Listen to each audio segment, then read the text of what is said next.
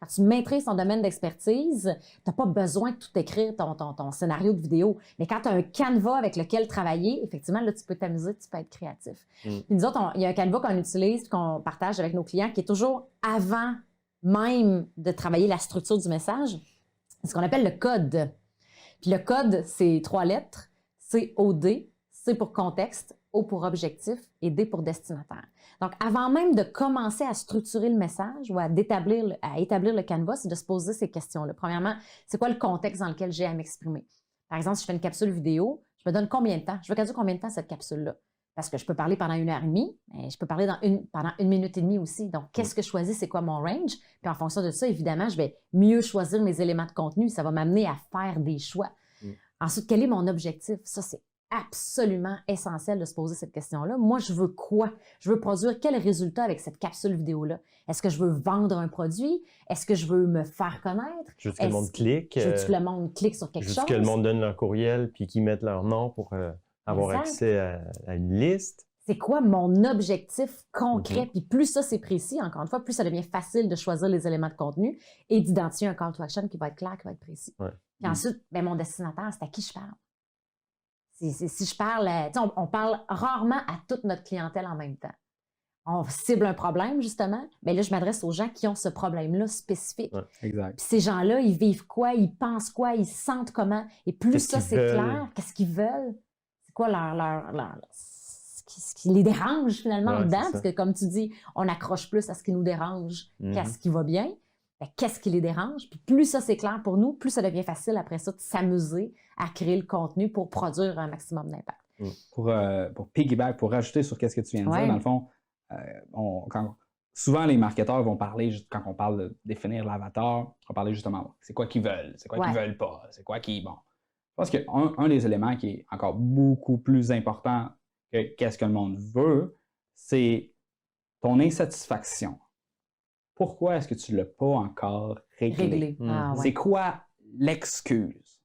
Et le pouvoir de vente est dans l'excuse. Dans la croyance. L'excuse que la personne se donne pour ne pas être capable de régler ou d'atteindre son objectif ou peu importe. Tellement. Il y a de la puissance là-dedans. Tellement. Tellement. Puis tu as dit code.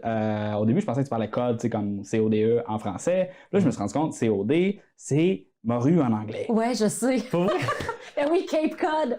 Fait que là, je suis comme, j'imaginais une belle morue, là, puis là, j'ai complètement oublié qu'est-ce que CO2 voulait dire. COD, excuse. Ça m'a donné faim, etc. Bon, c'est pas grave. Fait que pour faire un beau belle petite transition, parce que je me suis perdu à travers ma morue, un truc, personnellement, que j'ai développé avec le studio, c'est parce qu'on a commencé à avoir des gens qui filment pour être capable de faire du contenu. Donc, on a Robin qui a fait une formation. Il y a Carl Durocher qui est venu pour unboxer du pot. Hein? Il a pris avec une entreprise qui l'a approché suite au podcast qu'on a fait ensemble, Buzz Nation, qui est une communauté d'information autour des produits en lien avec la Marie-Jeanne. Ils ont unboxé une centaine de pots de potes. C'est très, très drôle.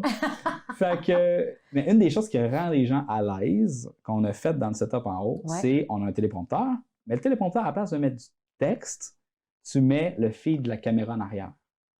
Qu'est-ce que tu veux dire? Comme ça, quand tu regardes la caméra, c'est comme si tu regardais dans un miroir.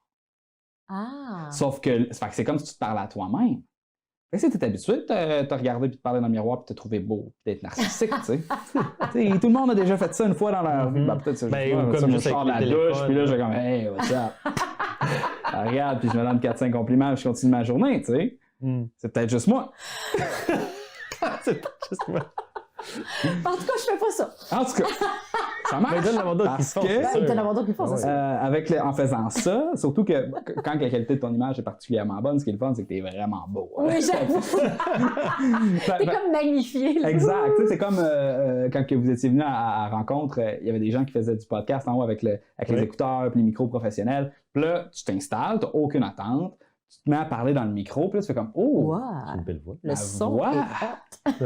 Parce que, bon, là, les micros qu'on a, présentement, c'est des lavaliers, là, c'est pas les micros qui vont te donner la plus belle voix du monde, là. Mais quand on parle dans un set de radio, les gens tombent en amour avec leur voix.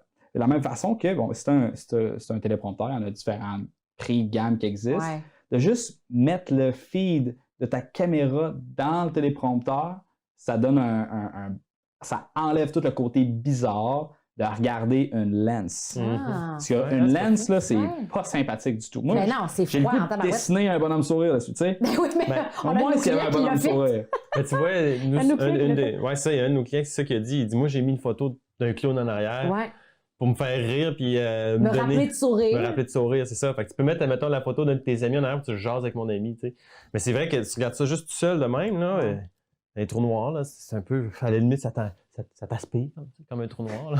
Fait que, tu sais, C'est jamais ton tour si tu regardes ça à ta mène place. les gens à figer. Fait que c'est un bon truc, c'est une bonne idée, ce que tu dis. Puis souvent, les gens sont habitués à se faire des... Tu sais, mettons, avec leur téléphone, soit des selfies, fait qu'ils se regardent, ils se voient, ils sont habitués de se voir, de se regarder, ou même de se filmer juste avec leur téléphone, même si c'est pas pour faire un live. Mais ils sont plus habitués de se voir que de rien voir, d'avoir juste un petit trou noir quand ils parlent à personne. Fait que c'est comme de mettre finalement le feed de la caméra, comme tu dis en avant là, c'est comme s'ils le faisaient avec leur téléphone puis qu'ils se voyaient comme ils sont habitués de le faire. Puis là, ils sont habitués de se centrer aussi, de rester alignés. Tu te places dans l'image, puis c'est pas fou. Ils sont préparés un peu à l'avance. Tu peux le faire avec, tu sais, il y a des caméras qui flippent l'écran. Ouais. Ça, c'est un peu problématique parce que quand tu regardes l'écran, Tu te vois l'envers. tu louches tout le temps. Ouais, c'est ça. Ouais, c'est ça. Tu regardes pas la caméra. Ouais. Fait que c'est pour ça que parce que sinon, il faut quand même que tu te pratiques. Moi, je trouve que c'est plus distrayant que d'autres choses que d'avoir un moniteur à côté parce que tu tends à regarder le moniteur. Oui.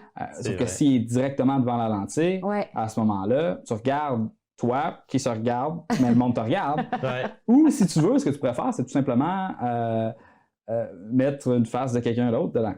Puis parler à cette personne-là. Exact. Puis tu pourrais mettre une photo de ton client type idéal. Je sais pas, moi, ton meilleur client, tu le mets là. Puis tu fais comme si tu parlais à quelqu'un que tu connais. Puis ça facilite le travail. C'est une très bonne idée, le prompteur pour ça. J'avais pas pensé à ça. Puis tu vois, on suggérait à nos clients de penser à leur client type.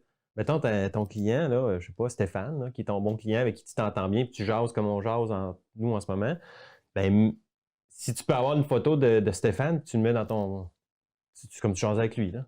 C'est vraiment hot. Parce que, tu sais, penser, il y en a pour qui c'est plus dur. OK, il faut que j'imagine que je parle avec Stéphane. C'est d'imaginer s'il y en a pour qui c'est un peu plus difficile. Mais de le voir là, c'est comme, hey, salut Stéphane. Là, tu jases avec, tu dis pas son nom, mais tu jases comme si tu jases avec.